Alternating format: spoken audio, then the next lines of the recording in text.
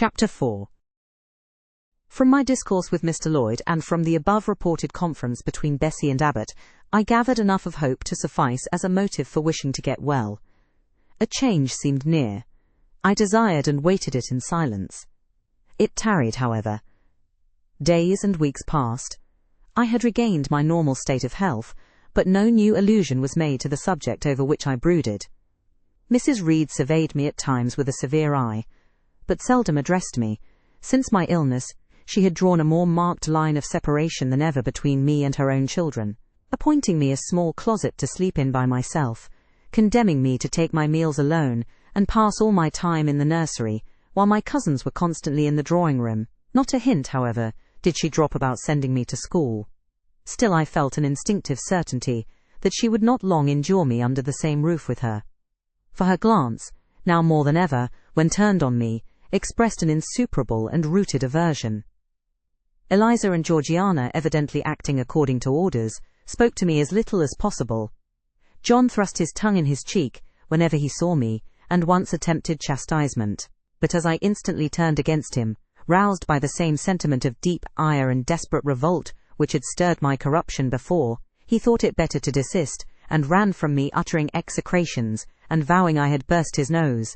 I had indeed levelled at that prominent feature as hard a blow as my knuckles could inflict, and when I saw that either that or my look daunted him, I had the greatest inclination to follow up my advantage to purpose. But he was already with his mamma.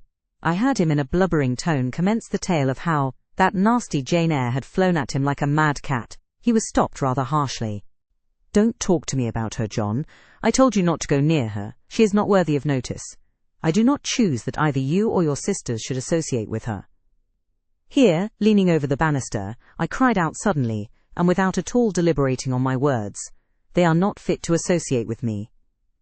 Mrs. Reed was rather a stout woman, but, on hearing this strange and audacious declaration, she ran nimbly up the stair, swept me like a whirlwind into the nursery, and crushing me down on the edge of my crib, dared me in an emphatic voice to rise from that place, or utter one syllable during the remainder of the day.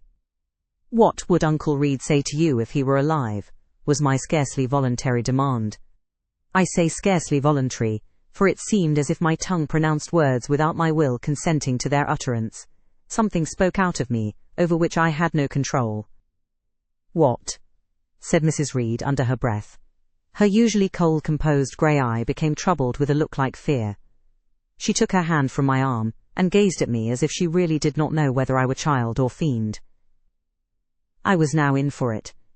"My Uncle Reed is in heaven, and can see all you do and think. And so can Papa and Mamma. They know how you shut me up all day long, and how you wish me dead." Mrs. Reed soon rallied her spirits. She shook me most soundly, she boxed both my ears, and then left me without a word. Bessie supplied the hiatus by a homily of an hour's length, in which she proved beyond a doubt that I was the most wicked and abandoned child ever reared under a roof. I half believed her, for I felt indeed only bad feelings surging in my breast. November, December, and half of January passed away. Christmas and the New Year had been celebrated at Gateshead with the usual festive cheer. Presents had been interchanged, dinners and evening parties given. From every enjoyment I was of course excluded.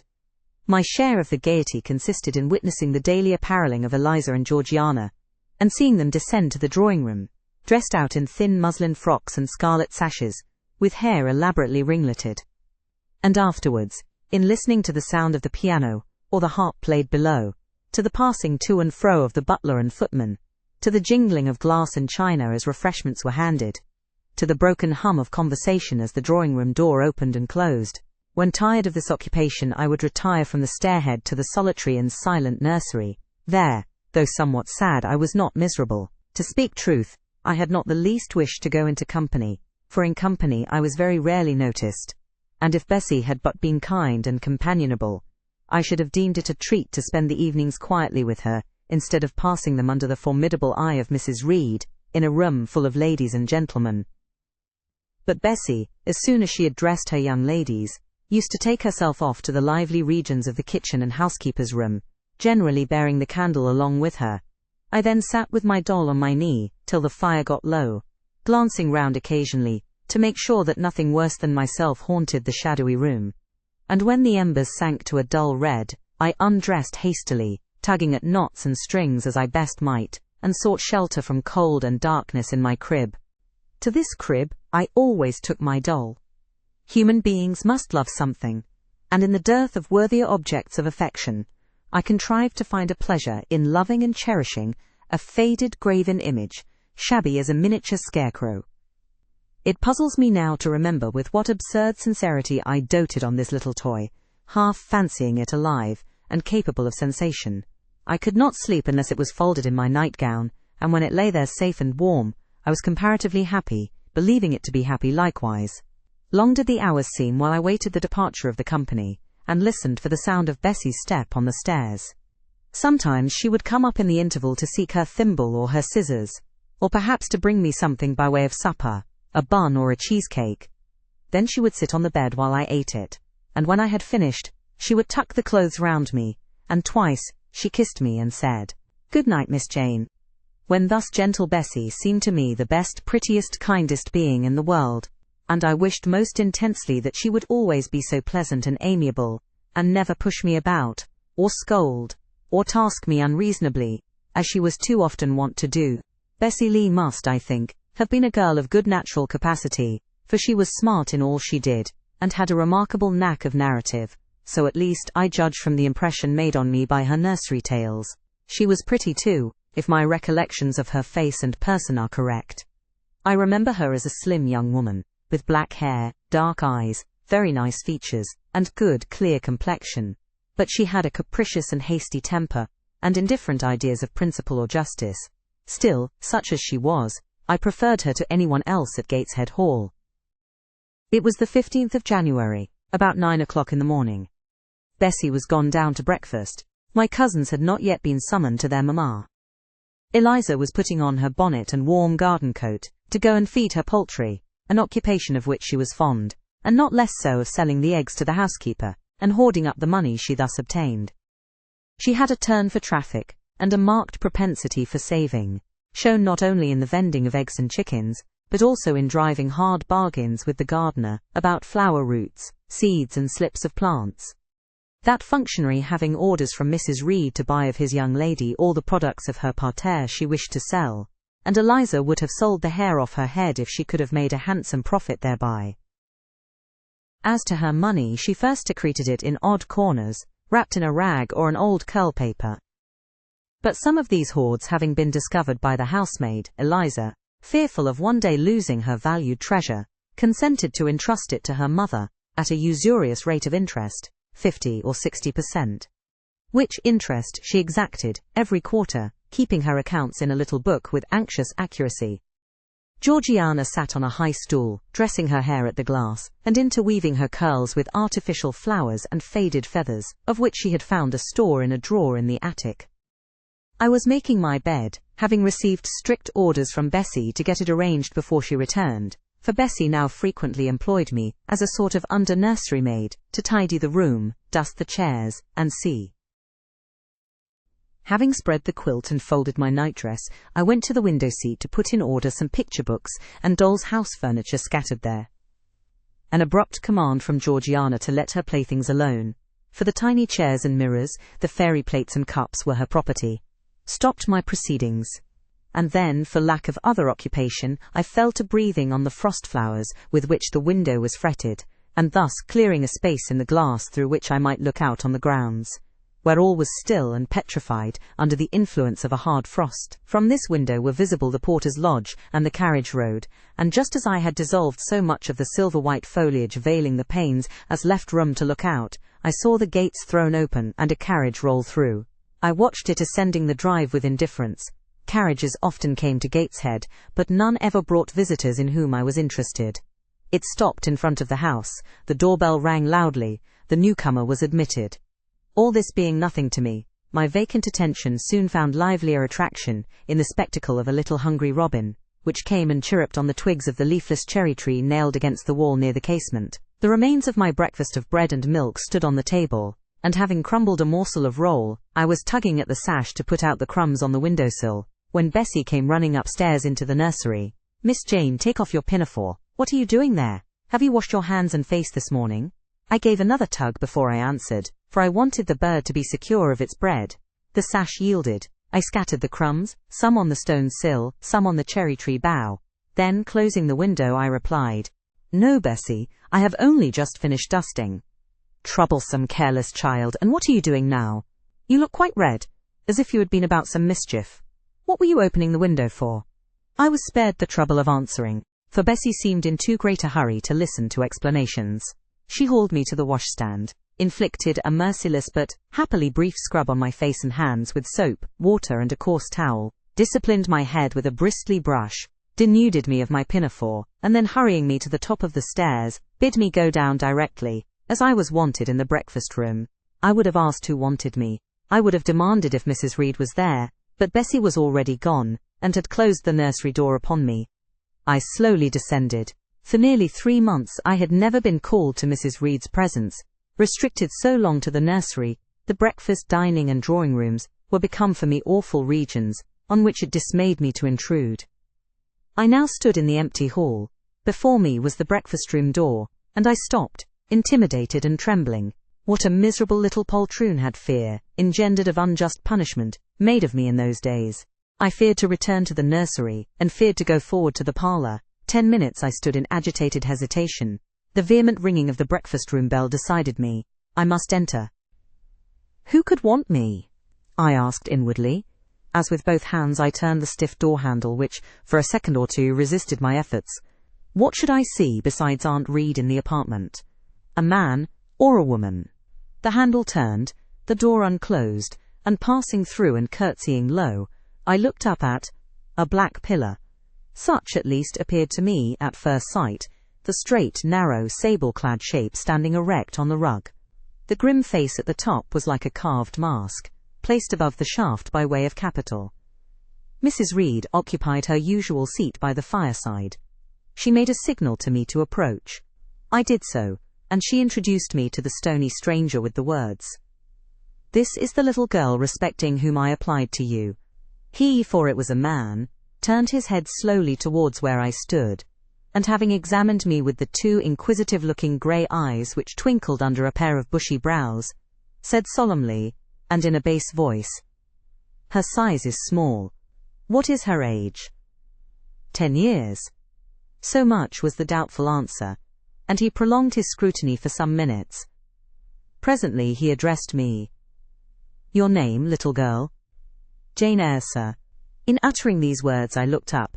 He seemed to me a tall gentleman, but then I was very little. His features were large, and they and all the lines of his frame were equally harsh and prim. "Well, Jane Eyre, and are you a good child?" Impossible to reply to this in the affirmative. My little world held a contrary opinion. I was silent. Mrs. Reed answered for me by an expressive shake of the head, adding soon, "Perhaps the less said on that subject the better, Mr. Brocklehurst." "Sorry indeed to hear it. She and I must have some talk." And bending from the perpendicular, he installed his person in the armchair opposite Mrs. Reed's. "Come here," he said. I stepped across the rug. He placed me square and straight before him. What a face he had, now that it was almost on a level with mine. What a great nose, and what a mouth, and what large prominent teeth. "No sight so sad as that of a naughty child," he began, "especially a naughty little girl. Do you know where the wicked go after death?" "They go to hell," was my ready and orthodox answer. "And what is hell? Can you tell me that?" "A pit full of fire, and should you like to fall into that pit, and to be burning there forever?" "No, sir." "What must you do to avoid it?" I deliberated a moment. My answer, when it did come, was objectionable. "I must keep in good health and not die." "How can you keep in good health? Children younger than you die daily. I buried a little child of 5 years old, only a day or 2 since. A good little child, whose soul is now in heaven. It is to be feared the same could not be said of you were you to be called hence." Not being in a condition to remove his doubt, I only cast my eyes down on the 2 large feet planted on the rug, and sighed, wishing myself far enough away. I hope that sigh is from the heart, and that you repent of ever having been the occasion of discomfort to your excellent benefactress. Benefactress. Benefactress, said I inwardly. They all call Mrs. Reed my benefactress. If so, a benefactress is a disagreeable thing. Do you say your prayers night and morning? Continued my interrogator. Yes, sir. Do you read your Bible? Sometimes. With pleasure. Are you fond of it? I like Revelations, and the book of Daniel, and Genesis and Samuel, and a little bit of Exodus, and some parts of Kings and Chronicles, and Job and Jonah. And the Psalms? I hope you like them. No, sir. No. Oh, shocking. I have a little boy, younger than you, who knows 6 Psalms by heart. And when you ask him which he would rather have, a gingerbread nut to eat, or a verse of a psalm to learn, he says, "Oh, the verse of a psalm, angels sing psalms," says he. I wish to be a little angel here below. He then gets 2 nuts in recompense for his infant piety. Psalms are not interesting, I remarked. That proves you have a wicked heart, and you must pray to God to change it, to give you a new and clean one, to take away your heart of stone, and give you a heart of flesh.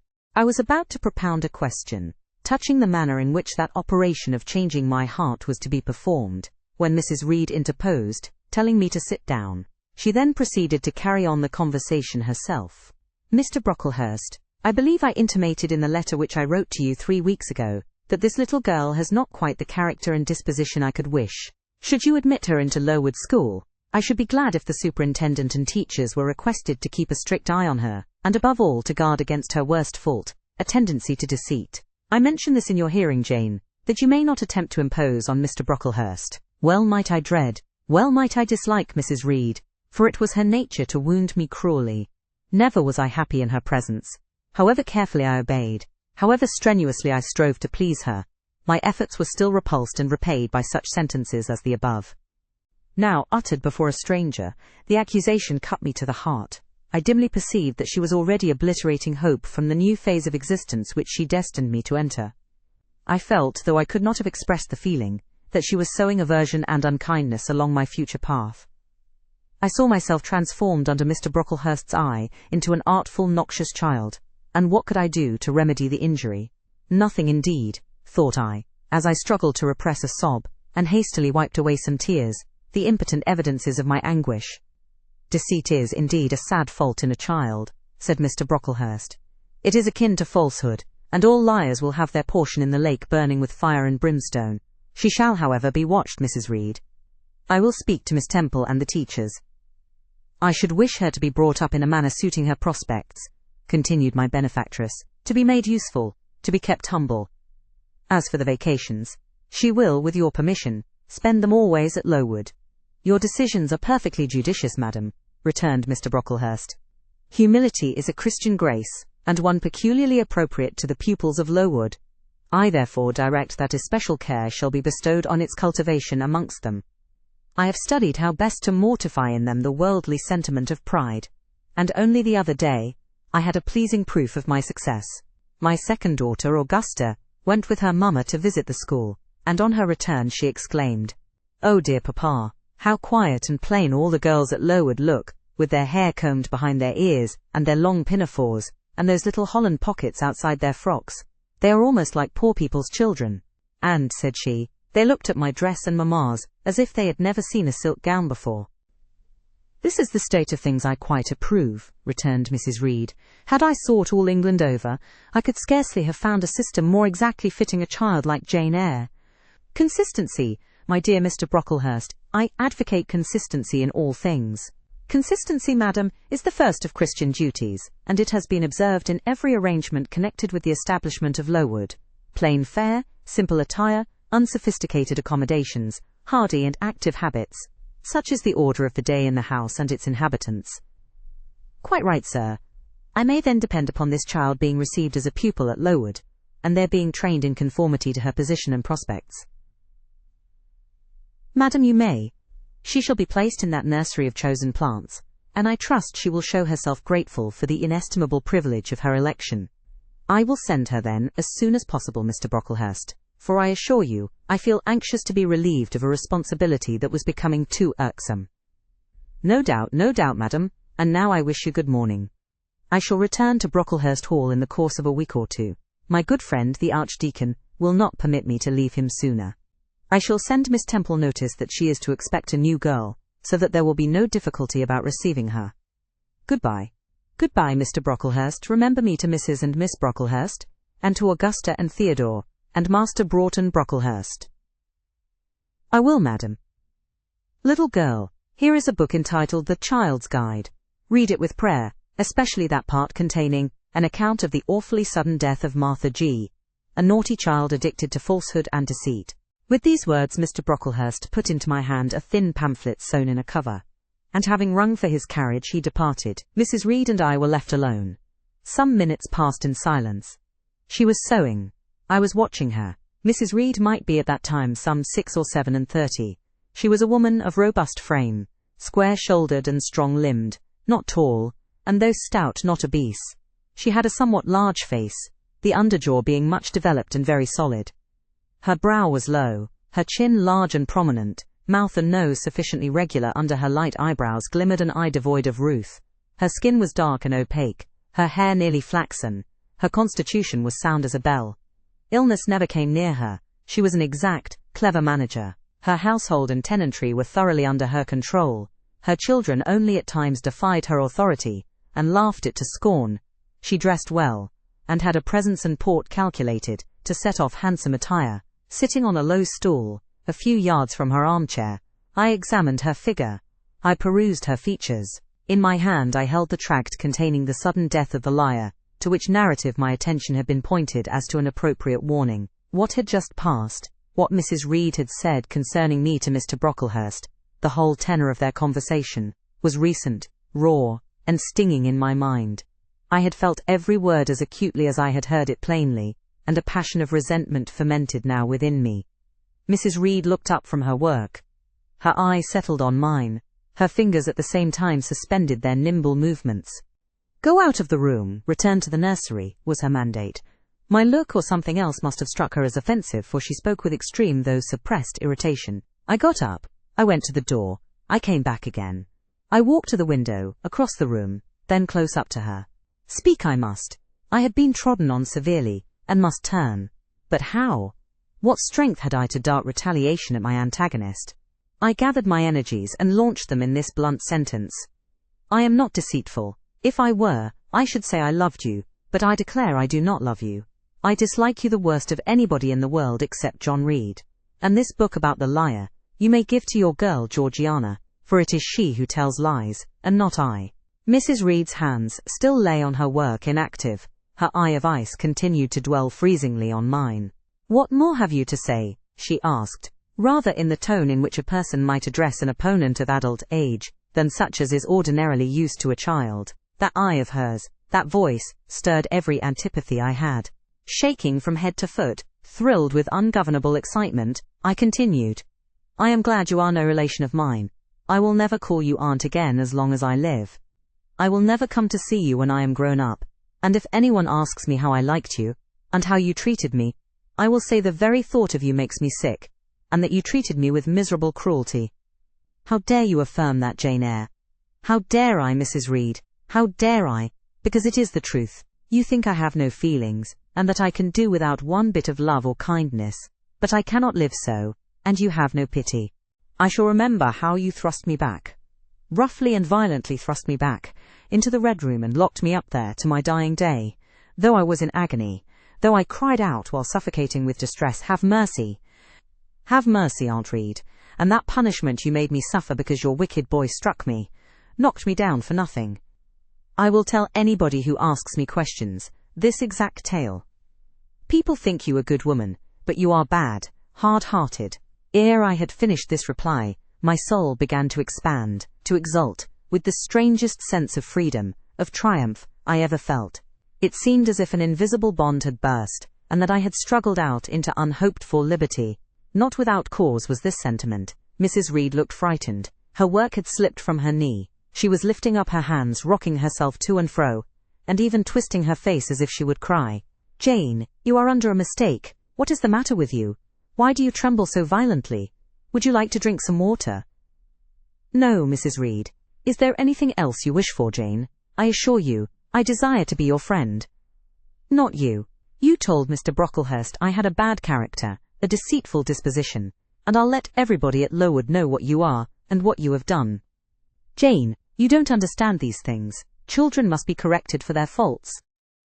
Deceit is not my fault, I cried out in a savage high voice. But you are passionate, Jane, that you must allow. And now return to the nursery, there's a dear, and lie down a little.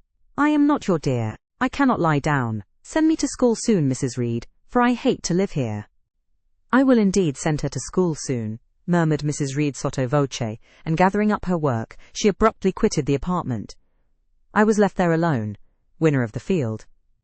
It was the hardest battle I had fought, and the first victory I had gained. I stood a while on the rug, where Mr. Brocklehurst had stood, and I enjoyed my conqueror's solitude. First, I smiled to myself, and felt elate, but this fierce pleasure subsided in me as fast as did the accelerated throb of my pulses. A child cannot quarrel with its elders as I had done, cannot give its furious feelings uncontrolled play as I had given mine, without experiencing afterwards the pang of remorse and the chill of reaction. A ridge of lighted heath, alive, glancing, devouring, would have been a meet emblem of my mind when I accused and menaced Mrs. Reed. The same ridge, black and blasted after the flames are dead, would have represented as meetly my subsequent condition, when half an hour's silence and reflection had shown me the madness of my conduct and the dreariness of my hated and hating position.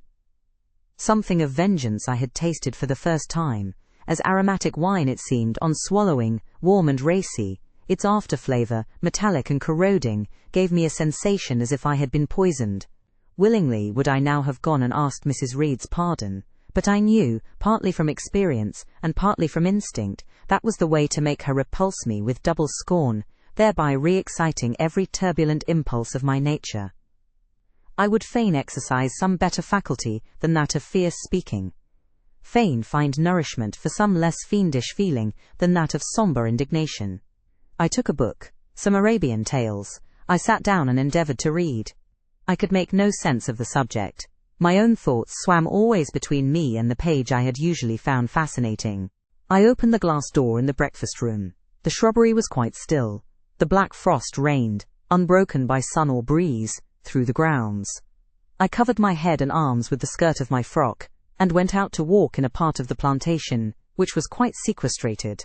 But I found no pleasure in the silent trees, the falling fir cones, the congealed relics of autumn, russet leaves, swept by past winds in heaps, and now stiffened together. I leaned against a gate, and looked into an empty field where no sheep were feeding, where the short grass was nipped and blanched. It was a very grey day, a most opaque sky, onding on snore, canopied all. Thence flakes fell at intervals, which settled on the hard path, and on the hoary lea without melting. I stood, a wretched child enough, whispering to myself over and over again, "What shall I do? What shall I do?" All at once I heard a clear voice call, "Miss Jane, where are you? Come to lunch." It was Bessie, I knew well enough, but I did not stir. Her light step came tripping down the path. "You naughty little thing," she said. "Why don't you come when you are called?" Bessie's presence, compared with the thoughts over which I had been brooding, seemed cheerful, even though, as usual, she was somewhat cross. The fact is, after my conflict with and victory over Mrs. Reed, I was not disposed to care much for the nursemaid's transitory anger, and I was disposed to bask in her youthful lightness of heart. I just put my 2 arms round her and said, "Come, Bessie, don't scold." The action was more frank and fearless than any I was habituated to indulge in. Somehow it pleased her. "You are a strange child, Miss Jane," she said, as she looked down at me. "A little roving, solitary thing, and you are going to school, I suppose?" I nodded. "And won't you be sorry to leave poor Bessie?" "What does Bessie care for me? She is always scolding me." "Because you're such a queer, frightened, shy little thing. You should be bolder." "What? To get more knocks?" "Nonsense. But you are rather put upon, that's certain. My mother said, when she came to see me last week, that she would not like a little one of her own to be in your place. Now come in, and I've some good news for you." "I don't think you have, Bessie." "Child, what do you mean? What sorrowful eyes you fix on me." "Well, but Mrs. and the young ladies and Master John are going out to tea this afternoon, and you shall have tea with me. I'll ask cook to bake you a little cake, and then you shall help me to look over your drawers, for I am soon to pack your trunk. Mrs. intends you to leave Gateshead in a day or 2, and you shall choose what toys you like to take with you." "Bessie, You must promise not to scold me any more till I go." "Well, I will, but mind you are a very good girl, and don't be afraid of me. Don't start when I chance to speak rather sharply. It's so provoking." "I don't think I shall ever be afraid of you again, Bessie, because I have got used to you, and I shall soon have another set of people to dread." "If you dread them, they'll dislike you." "As you do, Bessie." "I don't dislike you, miss. I believe I am fonder of you than of all the others." "You don't show it." "You little sharp thing. You've got quite a new way of talking." "What makes you so venturesome and hardy?" "Why, I shall soon be away from you, and besides—" I was going to say something about what had passed between me and Mrs. Reed, but on second thoughts, I considered it better to remain silent on that head. "And so you're glad to leave me?" "Not at all, Bessie. Indeed, just now I'm rather sorry." "Just now, and rather! How coolly my little lady says it. I dare say now, if I were to ask you for a kiss you wouldn't give it me, you'd say you'd rather not." "I'll kiss you and welcome. Bend your head down."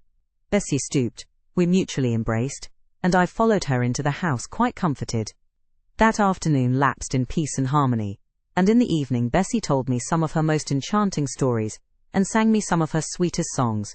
Even for me life had its gleams of sunshine. Chapter 5. 5 o'clock had hardly struck on the morning of the 19th of January, when Bessie brought a candle into my closet, and found me already up and nearly dressed. I had risen half an hour before her entrance, and had washed my face, and put on my clothes by the light of a half-moon just setting, whose rays streamed through the narrow window near my crib. I was to leave Gateshead that day by a coach which passed the lodge gates at 6 a.m. Bessie was the only person yet risen. She had lit a fire in the nursery, where she now proceeded to make my breakfast. Few children can eat when excited with the thoughts of a journey, nor could I. As we passed Mrs. Reed's bedroom, she said, "Will you go in and bid Mrs. goodbye?" "No, Bessie. She came to my crib last night when you were gone down to supper, and said I need not disturb her in the morning, or my cousins either, and she told me to remember that she had always been my best friend, and to speak of her and be grateful to her accordingly." "What did you say, miss?" "Nothing." I covered my face with the bedclothes and turned from her to the wall. "That was wrong, Miss Jane." "It was quite right, Bessie. Your missus has not been my friend. She has been my foe." "Oh, Miss Jane, don't say so. Goodbye to Gateshead," cried I, as we passed through the hall and went out at the front door. The moon was set, and it was very dark. Bessie carried a lantern, whose light glanced on wet steps and gravel road, sodden by a recent thaw. Raw and chill was the winter morning. My teeth chattered as I hastened down the drive. There was a light in the porter's lodge. When we reached it, we found the porter's wife just kindling her fire. My trunk, which had been carried down the evening before, stood corded at the door. It wanted but a few minutes of 6, and shortly after that hour had struck, the distant roll of wheels announced the coming coach. I went to the door and watched its lamps approach rapidly through the gloom. "Is she going by herself?" asked the porter's wife. "Yes." "And how far is it?" 50 miles. "What a long way. I wonder Mrs. Reed is not afraid to trust her so far alone." The coach drew up. There it was at the gates with its 4 horses and its top laden with passengers. The guard and coachman loudly urged haste. My trunk was hoisted up. I was taken from Bessie's neck, to which I clung with kisses. "Be sure and take good care of her," cried she to the guard, as he lifted me into the inside. "Aye, aye," was the answer. The door was slapped to. A voice exclaimed, "All right," and on we drove. Thus was I severed from Bessie and Gateshead, thus whirled away to unknown, and, as I then deemed, remote and mysterious regions. I remember but little of the journey. I only know that the day seemed to me of a preternatural length, and that we appeared to travel over hundreds of miles of road. We passed through several towns, and in one, a very large one, the coach stopped. The horses were taken out, and the passengers alighted to dine. I was carried into an inn, where the guard wanted me to have some dinner, but as I had no appetite, he left me in an immense room with a fireplace at each end, a chandelier pendant from the ceiling, and a little red gallery high up against the wall filled with musical instruments. Here I walked about for a long time, feeling very strange, and mortally apprehensive of someone coming in and kidnapping me, for I believed in kidnappers, their exploits having frequently figured in Bessie's fireside chronicles. At last the guard returned, Once more I was stowed away in the coach, my protector mounted his own seat, sounded his hollow horn, and away we rattled over the stony street of Eyre. The afternoon came on wet and somewhat misty. As it waned into dusk, I began to feel that we were getting very far indeed from Gateshead. We ceased to pass through towns, the country changed. Great grey hills heaved up round the horizon. As twilight deepened, we descended a valley, dark with wood, and long after night had overclouded the prospect, I heard a wild wind rushing amongst trees. Lulled by the sound, I at last dropped asleep. I had not long slumbered when the sudden cessation of motion awoke me. The coach door was open, and a person like a servant was standing at it. I saw her face and dress by the light of the lamps. "Is there a little girl called Jane Eyre here?" she asked. I answered, "Yes," and was then lifted out. My trunk was handed down, and the coach instantly drove away. I was stiff with long sitting, and bewildered with the noise and motion of the coach. Gathering my faculties, I looked about me. Rain, wind, and darkness filled the air. Nevertheless, I dimly discerned a wall before me, and a door open in it. Through this door I passed with my new guide. She shut and locked it behind her. There was now visible a house or houses, for the building spread far, with many windows, and lights burning in some. We went up a broad pebbly path, splashing wet, and were admitted at a door. Then the servant led me through a passage into a room with a fire, where she left me alone. I stood and warmed my numbed fingers over the blaze. Then I looked round, bored. There was no candle, but the uncertain light from the hearth showed, by intervals, papered walls, carpet, curtains, shining mahogany furniture. It was a parlour, not so spacious or splendid as the drawing-room at Gateshead, but comfortable enough. I was puzzling to make out the subject of a picture on the wall, when the door opened, and an individual carrying a light entered. Another followed close behind. The first was a tall lady with dark hair, dark eyes, and a pale and large forehead. Her figure was partly enveloped in a shawl. Her countenance was grave, her bearing erect. "The child is very young to be sent alone," said she, putting her candle down on the table. She considered me attentively for a minute or two, then further added, "She had better be put to bed soon. She looks tired." "Are you tired?" she asked, placing her hand on my shoulder. "A little, ma'am." "And hungry too, no doubt. Let her have some supper before she goes to bed, Miss Miller. Is this the first time you have left your parents to come to school, my little girl?" I explained to her that I had no parents. She inquired how long they had been dead, then how old I was, what was my name, whether I could read, write, and sew a little. Then she touched my cheek gently with her forefinger and saying, she hoped I should be a good child, dismissed me, along with Miss Miller. The lady I had left might be about 29. The one who went with me appeared some years younger. The first impressed me by her voice, look, and air. Miss Miller was more ordinary, ruddy in complexion, though of a careworn countenance, hurried in gait and action, like one who had always a multiplicity of tasks on hand. She looked, indeed, what I afterwards found she really was, an under-teacher. Led by her I passed from compartment to compartment, from passage to passage, of a large and irregular building, till emerging from the total and somewhat dreary silence pervading that portion of the house we had traversed, we came upon the hum of many voices, and presently entered a wide long room with great deal tables, 2 at each end, on each of which burnt a pair of candles, and seated all round on benches, a congregation of girls of every age, from 9 or 10 to 20. Seen by the dim light of the dips, their number to me appeared countless, though not in reality exceeding 80. They were uniformly dressed in brown stuff frocks of quaint fashion, and long holland pinafores. It was the hour of study. They were engaged in conning over their tomorrow's task, and the hum I had heard was the combined result of their whispered repetitions. Miss Miller signed to me to sit on a bench near the door. Then walking up to the top of the long room, she cried out, "Monitors, collect the lesson books and put them away." 4 tall girls arose from different tables, and going round, gathered the books and removed them.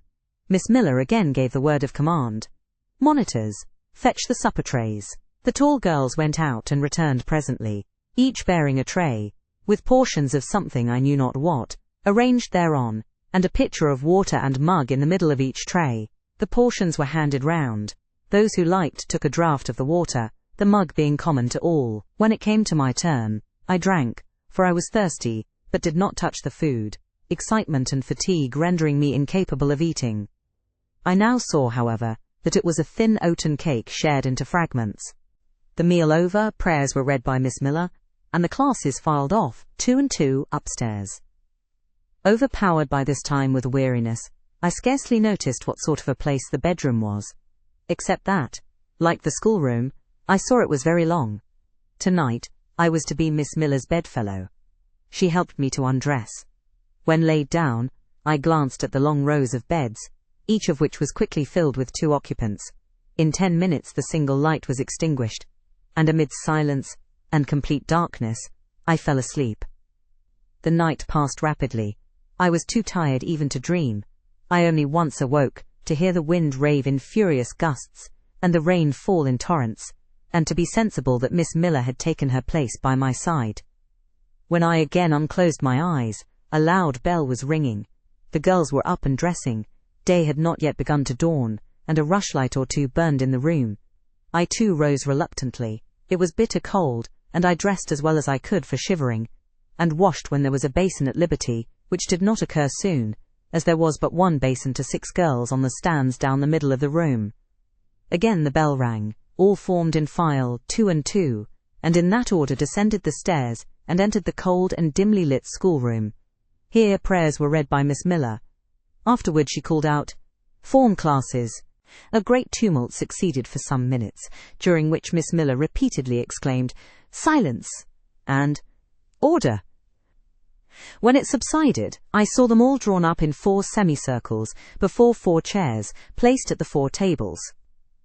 All held books in their hands, and a great book, like a Bible, lay on each table, before the vacant seat. A pause of some seconds succeeded, filled up by the low, vague hum of numbers. Miss Miller walked from class to class, hushing this indefinite sound. A distant bell tinkled. Immediately 3 ladies entered the room, each walked to a table, and took her seat. Miss Miller assumed the 4th vacant chair, which was that nearest the door, and around which the smallest of the children were assembled. To this inferior class, 1 was called, and placed at the bottom of it. Business now began. The day's collect was repeated, then certain texts of Scripture were said, and to these succeeded a protracted reading of chapters in the Bible, which lasted an hour. By the time that exercise was terminated, day had fully dawned. The indefatigable bell now sounded for the 4th time. The classes were marshalled and marched into another room to breakfast. How glad I was to behold a prospect of getting something to eat. I was now nearly sick from inanition, having taken so little the day before. The refectory was a great, low-ceiled, gloomy room. On 2 long tables smoked basins of something hot, which, however, to my dismay, sent forth an odour far from inviting. I saw a universal manifestation of discontent when the fumes of the repast met the nostrils of those destined to swallow it. From the van of the procession, the tall girls of the 1st class, rose the whispered words, "Disgusting! The porridge is burnt again." "Silence!" ejaculated a voice, not that of Miss Miller, but one of the upper teachers, a little and dark personage, smartly dressed, but of somewhat morose aspect, who installed herself at the top of 1 table, while a more buxom lady presided at the other. I looked in vain for her I had first seen the night before. She was not visible. Miss Miller occupied the foot of the table where I sat, and a strange, foreign-looking, elderly lady, the French teacher, as I afterwards found, took the corresponding seat at the other board. A long grace was said, and a hymn sung, then a servant brought in some tea for the teachers, and the meal began. Ravenous, and now very faint, I devoured a spoonful or 2 of my portion without thinking of its taste. But the first edge of hunger blunted, I perceived I had got in hand a nauseous mess. Burnt porridge is almost as bad as rotten potatoes. Famine itself soon sickens over it. The spoons were moved slowly. I saw each girl taste her food and try to swallow it, but in most cases the effort was soon relinquished. Breakfast was over, and none had breakfasted. Thanks being returned for what we had not got, and a second hymn chanted, the refectory was evacuated for the schoolroom. I was one of the last to go out, and in passing the tables, I saw 1 teacher take a basin of the porridge and taste it. She looked at the others. All their countenances expressed displeasure, and one of them, the stout one, whispered, "Abominable stuff! How shameful!" A quarter of an hour passed before lessons again began, during which the schoolroom was in a glorious tumult. For that space of time, it seemed to be permitted to talk loud and more freely, and they used their privilege. The whole conversation ran on the breakfast, which one and all abused roundly. Poor things, it was the sole consolation they had. Miss Miller was now the only teacher in the room. A group of great girls standing about her spoke with serious and sullen gestures. I heard the name of Mr. Brocklehurst pronounced by some lips, at which Miss Miller shook her head disapprovingly, but she made no great effort to check the general wrath. Doubtless she shared in it. A clock in the schoolroom struck 9. Miss Miller left her circle and, standing in the middle of the room, cried, "Silence! To your seats!" Discipline prevailed. In 5 minutes the confused throng was resolved into order, and comparative silence quelled the babel clamour of tongues.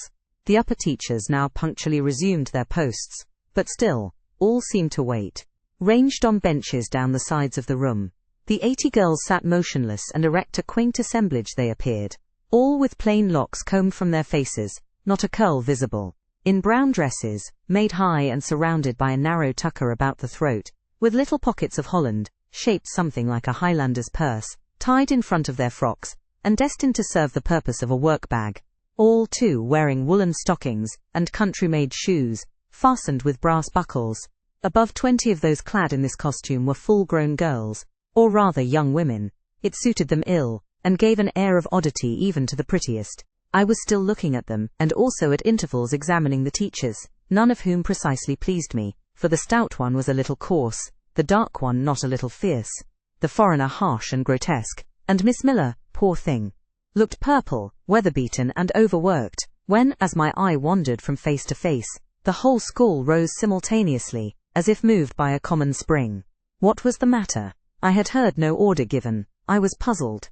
Ere I had gathered my wits, the classes were again seated, but as all eyes were now turned to one point, mine followed the general direction, and encountered the personage who had received me last night. She stood at the bottom of the long room, on the hearth, for there was a fire at each end. She surveyed the 2 rows of girls silently and gravely. Miss Miller, approaching, seemed to ask her a question, and having received her answer, went back to her place and said aloud, "Monitor of the first class, fetch the globes." While the direction was being executed, the lady consulted, moved slowly up the room. I suppose I have a considerable organ of veneration, for I retain yet the sense of admiring awe with which my eyes traced her steps. Seen now in broad daylight, she looked tall, fair and shapely, brown eyes with a benignant light in their irids, and a fine penciling of long lashes round, relieved the whiteness of her large front. On each of her temples her hair, of a very dark brown, was clustered in round curls, according to the fashion of those times, when neither smooth bands nor long ringlets were in vogue. Her dress, also in the mode of the day, was of purple cloth, relieved by a sort of Spanish trimming of black velvet. A gold watches were not so common then as now, shone at her girdle.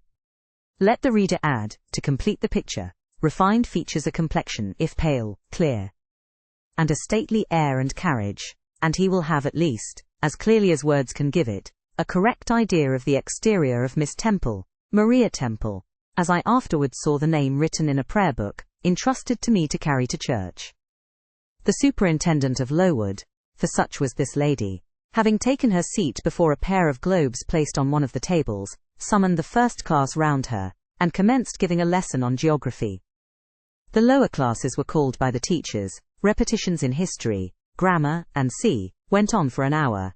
Writing and arithmetic succeeded, and music lessons were given by Miss Temple to some of the elder girls. The duration of each lesson was measured by the clock, which at last struck 12. The superintendent rose.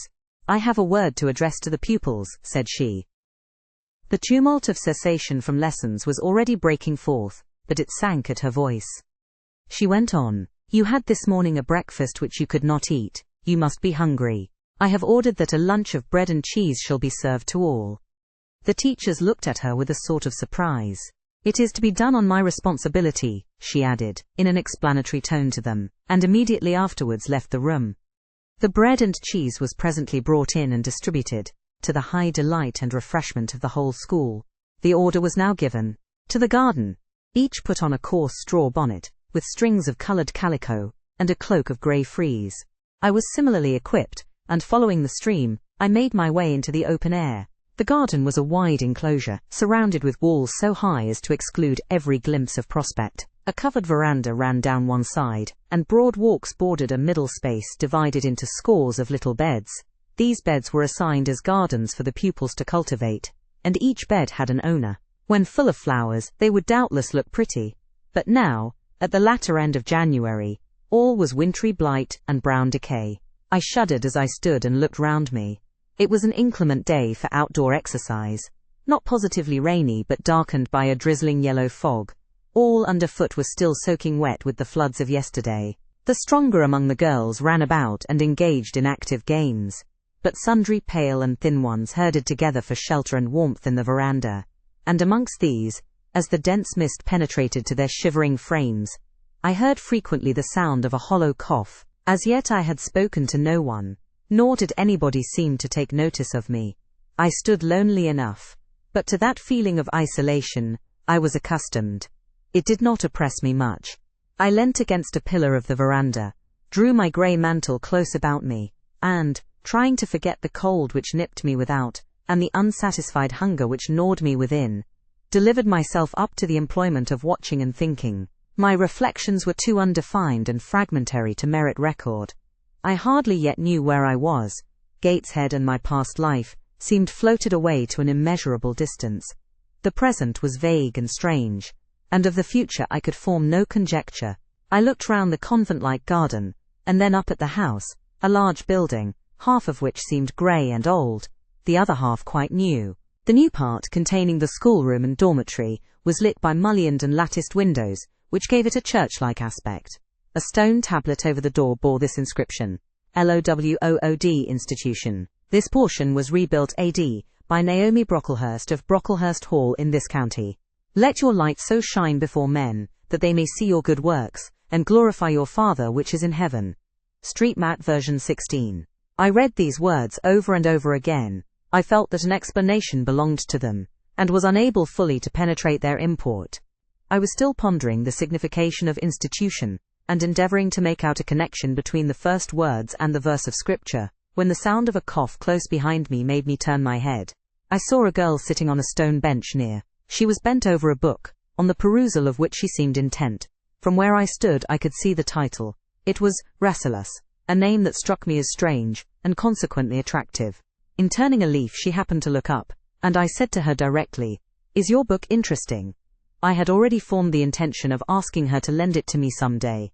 "I like it," she answered, after a pause of a second or two, during which she examined me. "What is it about?" I continued. I hardly know where I found the hardihood thus to open a conversation with a stranger. The step was contrary to my nature and habits, but I think her occupation touched a chord of sympathy somewhere, for I too liked reading, though of a frivolous and childish kind. I could not digest or comprehend the serious or substantial. "You may look at it," replied the girl, offering me the book. I did so. A brief examination convinced me that the contents were less taking than the title. Rasselas looked dull to my trifling taste. I saw nothing about fairies, nothing about genii. No bright variety seemed spread over the closely printed pages. I returned it to her. She received it quietly, and without saying anything she was about to relapse into her former studious mood. Again I ventured to disturb her. "Can you tell me what the writing on that stone over the door means? What is Lowood Institution? This house where you are come to live. And why do they call it institution? Is it in any way different from other schools?" "It is partly a charity school. You and I and all the rest of us are charity children. I suppose you are an orphan. Are not either your father or your mother dead?" "Both died before I can remember." "Well, all the girls here have lost either one or both parents, and this is called an institution for educating orphans." "Do we pay no money? Do they keep us for nothing?" "We pay, or our friends pay £15 a year for each." "Then why do they call us charity children?" "Because £15 is not enough for board and teaching, and the deficiency is supplied by subscription." "Who subscribes?" "Different benevolent-minded ladies and gentlemen in this neighbourhood, and in London." "Who was Naomi Brocklehurst?" "The lady who built the new part of this house as that tablet records." and whose son overlooks and directs everything here. Why? Because he is treasurer and manager of the establishment. Then this house does not belong to that tall lady who wears a watch, and who said we were to have some bread and cheese? To Miss Temple. Oh no, I wish it did. She has to answer to Mr. Brocklehurst for all she does. Mr. Brocklehurst buys all our food and all our clothes. Does he live here? No, 2 miles off at a large hall. Is he a good man? He is a clergyman, and is said to do a great deal of good. Did you say that tall lady was called Miss Temple? Yes, and what are the other teachers called? The one with red cheeks is called Miss Smith. She attends to the work, and cuts out, for we make our own clothes, our frocks, and pelisses, and everything. The little one with black hair is Miss Scatcherd. She teaches history and grammar, and hears the second-class repetitions. And the one who wears a shawl, and has a pocket handkerchief tied to her side with a yellow riband, is Madame Pierrot. She comes from Lille in France, and teaches French. Do you like the teachers? Well enough. Do you like the little black one and the Madame? I cannot pronounce her name as you do. Miss Scatcherd is hasty. You must take care not to offend her. Madame Pierrot is not a bad sort of person. But Miss Temple is the best, isn't she? Miss Temple is very good and very clever. She is above the rest, because she knows far more than they do. Have you been long here? 2 years. Are you an orphan? My mother is dead. Are you happy here? You ask rather too many questions. I have given you answers enough for the present. Now I want to read. But at that moment the summons sounded for dinner. All re-entered the house. The odour which now filled the refectory was scarcely more appetizing than that which had regaled our nostrils at breakfast. The dinner was served in 2 huge tin-plated vessels, whence rose a strong steam redolent of rancid fat. I found the mess to consist of indifferent potatoes and strange shreds of rusty meat, mixed and cooked together. Of this preparation, a tolerably abundant plateful was apportioned to each pupil. I ate what I could, and wondered within myself whether every day's fare would be like this.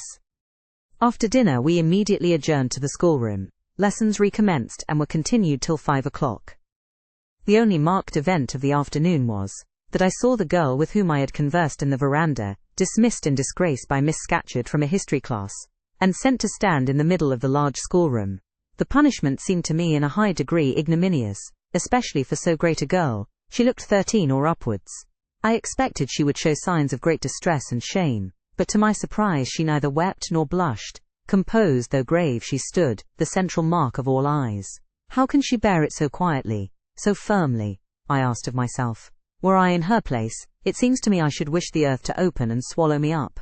She looks as if she were thinking of something beyond her punishment, beyond her situation, of something not round her nor before her. I have heard of daydreams. Is she in a daydream now? Her eyes are fixed on the floor, but I am sure they do not see it. Her sight seems turned in, gone down into her heart. She is looking at what she can remember, I believe, not at what is really present. I wonder what sort of a girl she is, whether good or naughty. Soon after 5 p.m., we had another meal, consisting of a small mug of coffee, and half a slice of brown bread.